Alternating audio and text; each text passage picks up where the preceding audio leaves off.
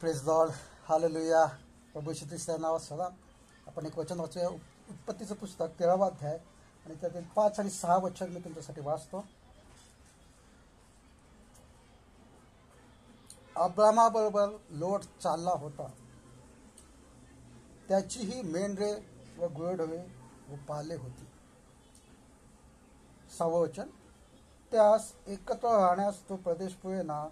त्यांची मालमत्ता एवढी झाली की त्यास एका स्थळी राहता येईना. आणि वाचलेलं वचन परमेश्वर तुमच्यासाठी आशीर्वादच करो. 5 ते 7 मिनटं मी बोलणार आहे. आणि इथं प्रियांनो आपल्याला पाहायला मिळतं अब्राहम आणि लोट हे नातेवाईक आहेत, काका पुतण्या, हे त्यांचं नातं आहे. आणि उत्पत्ती 12व्या अध्यायाच्या पहिले 3 वचनामध्ये आपल्याला पाहायला मिळतं की परमेश्वराने अब्राहमास दर्शन दिलं होतं आणि अब्राहमास सांगितलं होतं की मी दाखवेन त्या देशात जा, मी तुझी वृद्धी करेन.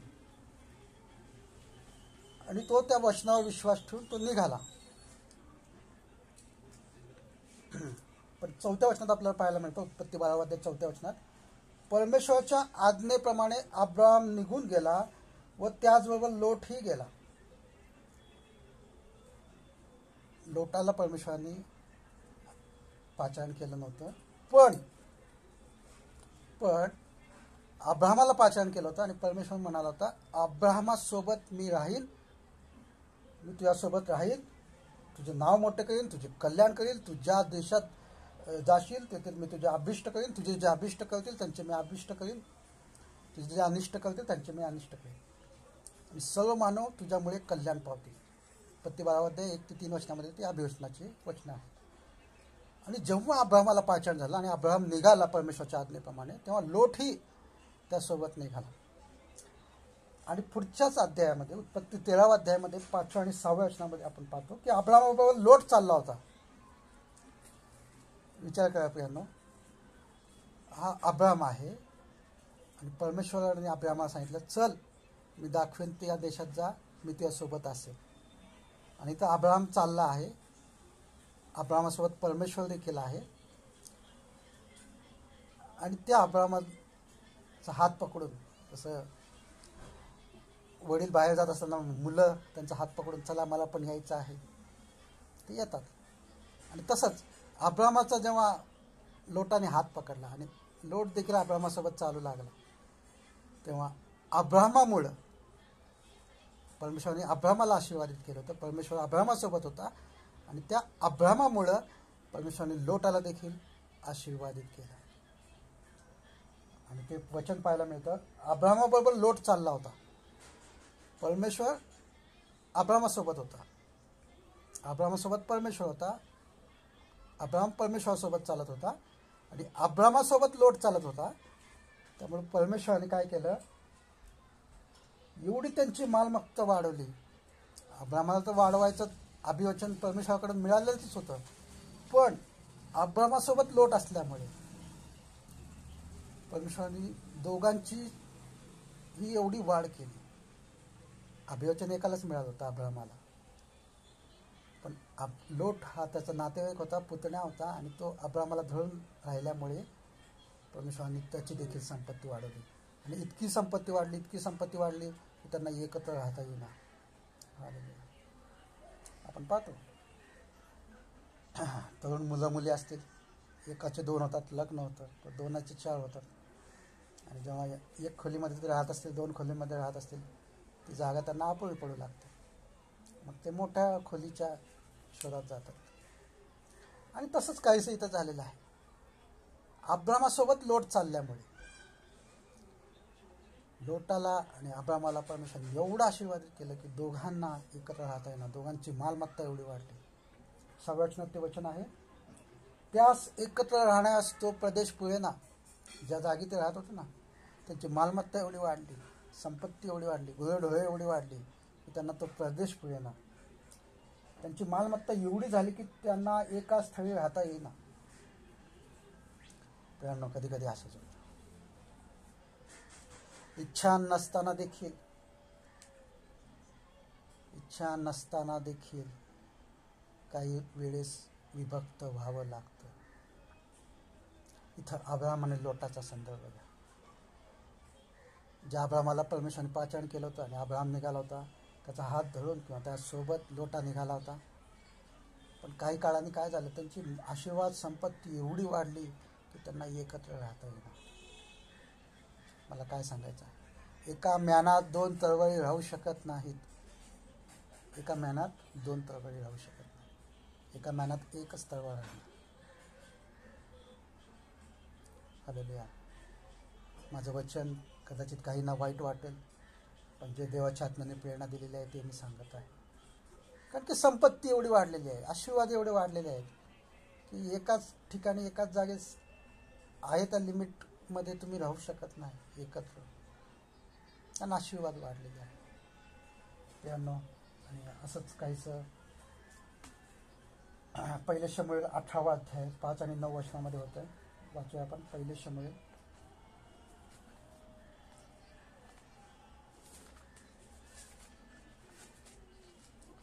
18 अध्याय 5 वचन.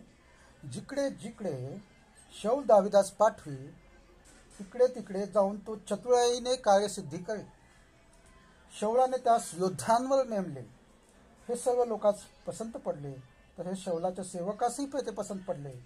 त्या बलिष्ठाचा वध करून दावीद परतल्यावर लोक माघारी येत असता इस्रायलातून सर्व नगरातून स्त्रिया बाहेर निघाल्या आणि डफ व झांजा वाजून मोठ्याने आनंदाने गात व नाचत शौल राजा सामोरे गेल्या. नृत्य करणाऱ्या स्त्रिया आळीपाळीने येणेप्रमाणे म्हणाल्या, शौलाने हजारो वधिले, दाविदाने लाखो वधिले. हे ऐकून शौलास फार क्रोध आला. हे त्याचे शब्द त्यास आवडले नाहीत.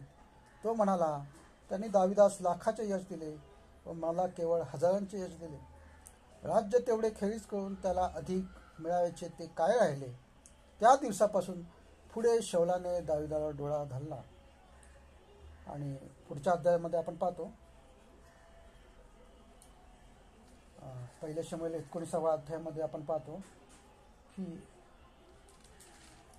शौल हा दाविदाला मारण्याचा प्रयत्न करू लागतो. तेव्हा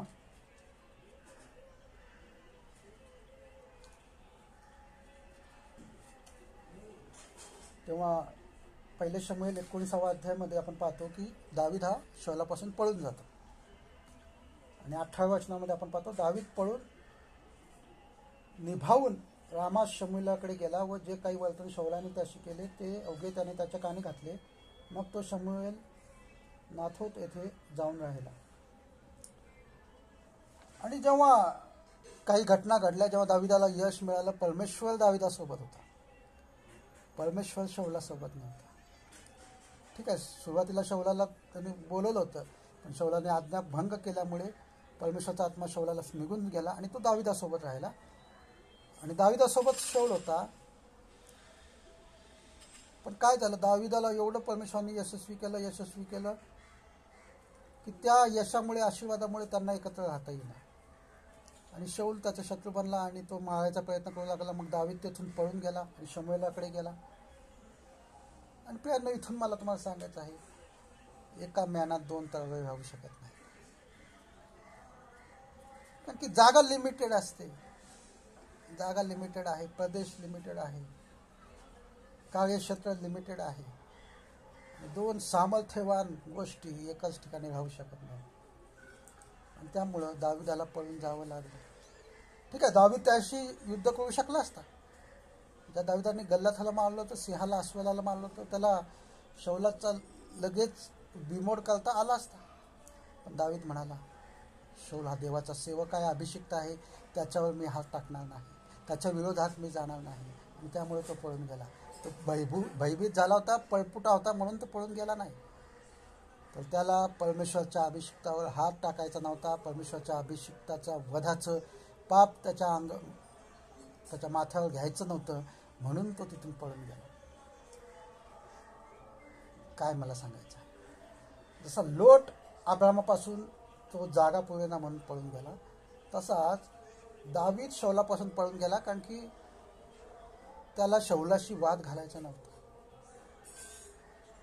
तो वाद घालू शकला असता, तो त्याच्याशी लढू शकला असता, तो त्याचा वध करू शकला असता.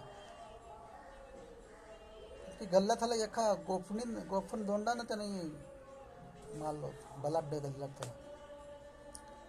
तर मग शौलाचा वध करणं किंवा त्याच्याशी युद्ध करणं त्याला अवघड गोष्ट नव्हती. पण परमेश्वराच्या अभिषेकताचा वध किंवा परमेश्वराच्या अभिषेकताविरोधात बोलणे करणे हे चुकीचं आहे, म्हणून तो तिथून पळून गेला. आणि एका म्यानात 2 तलवारी राहू शकत नाही. प्रेषित 15 36 ते 41 वचनामध्ये आपण पाहतो की पौल व बर्नबा हे मंडळीपासून वेगळे होतात. पुढे प्रेषित 8 पहिल्या वचनामध्ये पाहतो की स्तेफनाच्या मृत्यूनंतर प्रेषितांची पांगापान झालेली पाहायला मिळते. प्रेषित 13 1 आणि 2 वचनामध्ये पाहतो.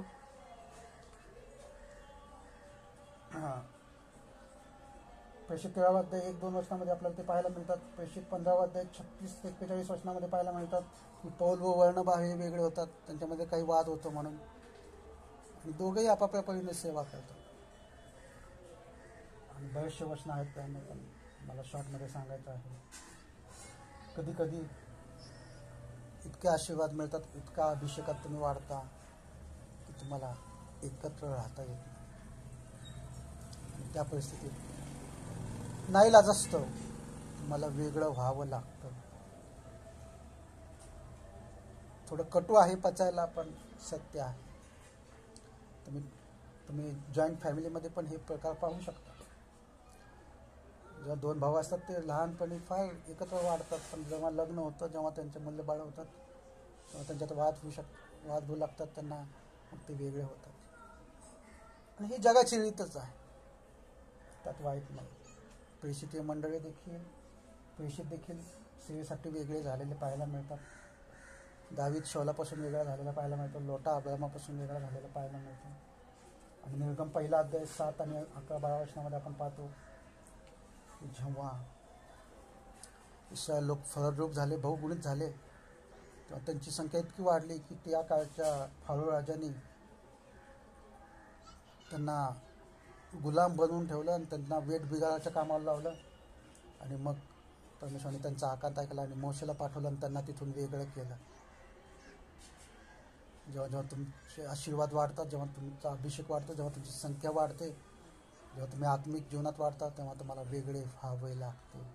आणि इस्रायल लोक देखील निर्गम 1 अध्याय 7 वचनात जेव्हा ते बहुगुणित झाले, पुष्कळ झाले, तेव्हा परमेश्वराने मोशेला पाठवलं आणि त्यांना तिथून वेगळं केलं कनान देशात घेऊन जाण्यासाठी. आणि आज परमेश्वर देखील तुम्हाला या वचनात अभिषेक करत आहे, सांगत आहे की परमेश्वराने तुम्हाला बोलावलेलं नाही तर निवडलेलं आहे, जगापासून वेगळं केलेलं आहे. का? कारण की तुम्ही आशीर्वादित आहात. तुम्हाला स्वर्गात जाण्यासाठी त्याने निवडलेलं आहे, त्याच्या राज्यासाठी, त्याच्या कामासाठी तुम्हाला निवडलेलं आहे, नेमलेलं आहे, वेगळं करून ठेवलेलं आहे.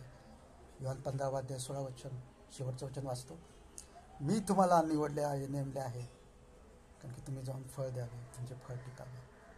आणि आपल्याला आपण निवड स्वतःहून निवड झाली नाही, आपल्याला देवाने आपल्याला निवडलेलं आहे. कारण की जेव्हा कंपनीमध्ये काही जागांसाठी भरती होते, निवड प्रक्रिया असते, इंटरव्ह्यू होतात, लेखी परीक्षा असते, आणि त्या निवड प्रक्रियेतून 100 जण असतील, त्यातले एखाद दुसरा निवडला जातो. तसंच परमेश्वराने हजारो लोकांमधून काही मोजक्या लोकांना त्याच्या सेवेसाठी निवडलेलं आहे, वेगळं करून ठेवलेलं आहे. आणि विशेषतः सेवकांसाठी हे फार आशीर्वादाचं वचन आहे. यांना जरी तुम्हाला काही कारणासाठी, काही परिस्थितीमुळे तुम्हाला वेगळं व्हावं लागत असेल कुणापासून, तरी त्याचं वाईट मानून घेऊ नका. ही एक प्रक्रिया आहे, या प्रक्रियेतून आपल्याला जावंच लागेल. म्हणजे आपल्याला देवाचं काम करायचं आहे, देवाच्या राज्यामध्ये आपल्याला काम करे म्हणून देवाने आपल्याला नेमलेलं आहे. परमेश्वर या वचनाद्वारे तुम्हाला आशीर्वादित करो. God bless you. आमेन.